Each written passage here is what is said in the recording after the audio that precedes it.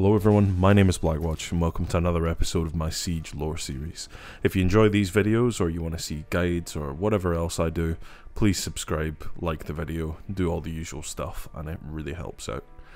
The White Masks is a name that will inspire some level of nostalgia and probably some familiar smiles, but I'd wager these days just as many looks of total confusion.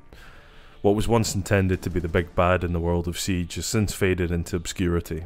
However, it may surprise you to find out that that obscurity has been the name of the game for the White Masks from the very beginning. When Rainbow was reactivated to deal with the White Mask threat, the new Six at the time, Aurelia Arnott, told us in no uncertain terms that they were a threat about which we knew frighteningly little. Unfortunately, and I hate to break it to you lore fans like this, but not much has changed in that regard. We know, based off the situations in-game, that the group is multinational, coordinating indiscriminate attacks across the globe using hardware that, whilst not cutting edge, is far from the recycled Soviet surplus that you could often find lurking around the makeshift armories of terrorist cells in real life. We know, based off of intel and deduction, that anonymity is one of their central principles and strengths. Their White Masks offered them a simple but effective cover for their true identities, whilst also inspiring fear as a powerful symbol of terror. The question is, what were they trying to achieve? And the simple answer to that question? We don't know. We can assume that the White Masks were overcome, at least for now, but as far as the likelihood of them returning, or of us finding out what it was they actually wanted to achieve or stand for, your guess is as good as mine. I think this approach did squander some potential, but ultimately there's only so much faith you as a member of the audience can put into a costume before the character inside it needs to actually make you care. See Captain Phasma and Old School Boba Fett for more details.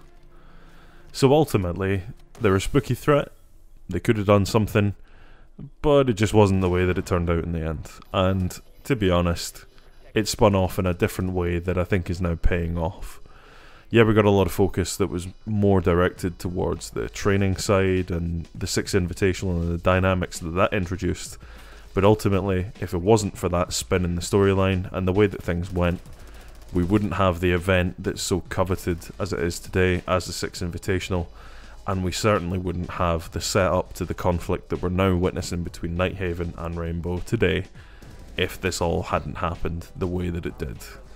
So, as far as I'm concerned, it's really not that bad that the White Masks were nothing more than just a nameless, faceless opponent for us to take out in Terrorist Hunt.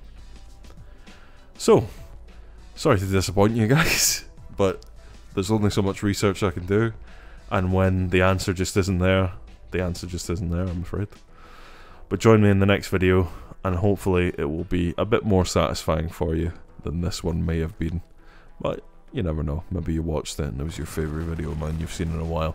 And if you haven't seen my other videos, now is the time to check it out, lads. We are running in on 10k by 2023.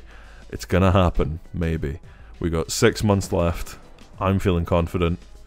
Let's get it done. Do побачення, everybody. See you in the next one. Bye bye.